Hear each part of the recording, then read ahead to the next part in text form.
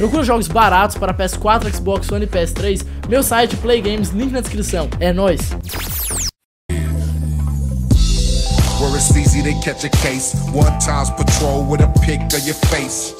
Fala aí galera, beleza? Guto aqui de volta com mais um vídeo pra vocês. E dessa vez galera, hoje aqui eu trago pra vocês um vídeo no qual eu vou falar os 5 consoles mais fracassados de toda a história. Um dos 5 mais fracassados. Lembrando que tem outros também, mas essa é a lista com os 5 consoles mais fracassados. Consoles que foram recusados, consoles que entraram no mercado, deram merda, não venderam nada, caíram as vendas, foram criticados, foram mal falados.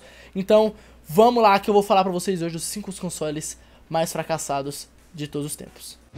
Começando com o primeiro console, galera, o Sega 32X nasceu como um dos projetos da Sega para ultrapassar o Super Nintendo, o seu codinome durante o desenvolvimento, que era Projeto Mart. O console teve apenas 39 jogos lançados, dos quais 2 eram exclusivos, né, no caso, na Europa e outros no Japão, que no caso 6 dos 39 jogos eram utilizados junto com o Sega CD, sendo o mais famoso, que apresentava 32,768 cores na tela, ao invés da 64 do Sega CD. O console acabou enfrentando diversos problemas, como experiência paralela do console Sega Saturn, que apresentava-se como um videogame mais adequado à nova geração de consoles, considerando as especificações técnicas, e mais adequado também para competir com a nova geração de videogames Sony e Nintendo na época. E o console acabou perdendo muito público e muita gente recusou o console em comprar, e o console acabou não agradando muitas pessoas.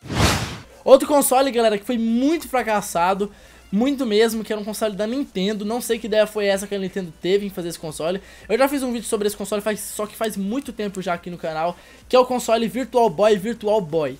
Na verdade eu falei Virtual Boy duas vezes sem querer, beleza? É um console que a ideia da Nintendo era fazer com que seria uma realidade aumentada, um Oculus Rift na época, né? No console você usava seus olhos, colocava seu olho, tipo o Fred tá até rindo ali, você colocava o seu olho naquela bosta, e segundo eles, era uma tecnologia avançada na época, e acabou que muita gente recusou. Muitas pessoas falaram que esse console dava dor de cabeça, não sei o que ele não funcionava muito bem, e por base disso, a Nintendo tentou usar uma tecnologia na época que não era possível ainda, cara. Simplesmente era a mesma coisa. O que eles fizeram nesse console, nesse Virtual Boy, a Nintendo fez nesse console, foi simplesmente meio que pegar um monitor pequenininho, imagina um monitor pequeno, colocar dentro de uma caixinha e fazer tipo um binóculo, que você coloca o olho lá dentro e você põe um monitor bem na sua cara. Essa era a realidade que a Nintendo tinha feito na época, e foi muito recusado, foi muito mal feito aquilo. Muita gente falou muito mal, e foi um console super fracassado da Nintendo, que é o Virtual Boy. Foi um console portátil planejado por Gunpei Yokoi, que é o nome do criador do console, tá? Não sei se eu falei muito certo. Foi lançado em agosto de 1995 e se tornou o maior fracasso da Nintendo, com um processador de 32 bits, o primeiro portátil da história a apresentar o tal processador 6 anos antes do Game Boy Advance. E uma das telas no formato, o óculos que apoiava sobre um tripé, o portátil oferecia gráficos 3D, com uma tentativa de se aproveitar da moda de realidade virtual na época, que assolava o mundo na época, que foi uma inovação segundo a Nintendo. O principal problema do Virtual Boy estava justamente em tentar revolucionar em uma época em que ainda não era possível aquilo tudo. Para que o console fosse barato, o Virtual Boy teria que ter sido feito de modo a apresentar apenas 2 cores, vermelho e preto, já que o visor colorido poderia custar 3 vezes mais caro, ou seja, tinha a versão preto e branco e a versão de 3 cores. Cara, versão 3 cores só e a versão preto e branco, e seria até 3 vezes mais caro o valor de uma para outra. Mas mesmo assim, o seu efeito 3D não era tão poderoso quanto prometiam. Além disso, o console custou em torno de $40 na época. Era um preço alto para um aparelho monocromático de 2 cores, com uma pequena quantidade de jogos produzida e de qualidade muito inferior aos jogos que eram produzidos para o Super Nintendo, por exemplo. Então galera, tá aí, esse console doido, né? Muita gente criticou esse console, falava que dava dor de cabeça. Tinha uma tecnologia que a Nintendo queria avançar, que na época não era possível, e acabou não dando muito certo, foi fracassado. O outro console, galera, que foi muito fracassado foi o Panasonic 3DO. Esse console da Panasonic tinha tudo para dar certo que usava CD, a grande mídia da época. Sua equipe de desenvolvimento contava com pessoas que trabalhavam no clássico videogame Amiga, e ainda havia o marketing da Electronic Arts, que até hoje é muito foda, e desde aquela época era uma grande empresa, porém o mercado foi muito cruel também. Porém o preço era o maior vilão de tudo, ou seja, era $700 esse console custava na época. Um preço absurdo quando comparado aos outros aparelhos da década de 90. O valor nunca foi reduzido ou recebeu qualquer promoção, mesmo perto da morte.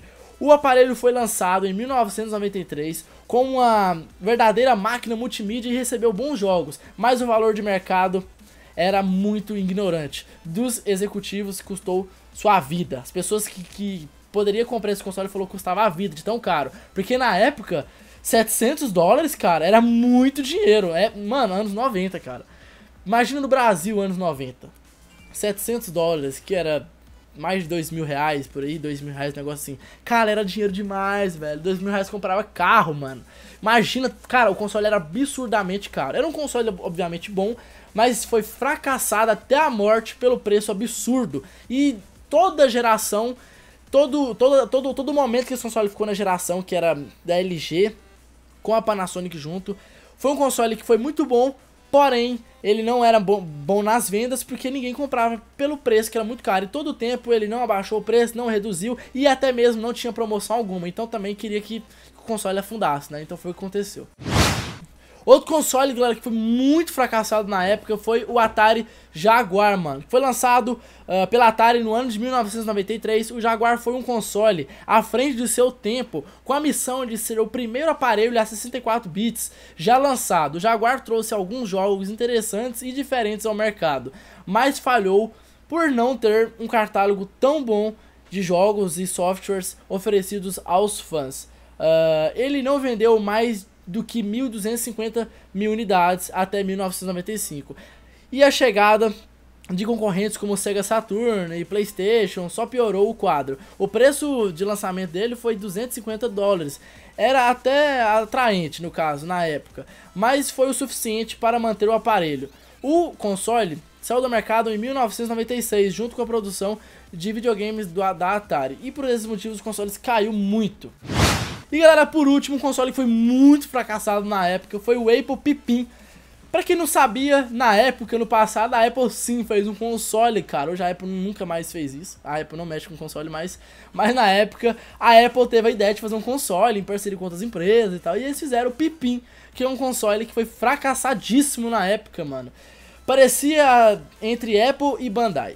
Então foi uma ligação entre as duas empresas. A Bandai, que fez o Tekken lá e tal, junto com a parceria com a Apple, eles fizeram esse console.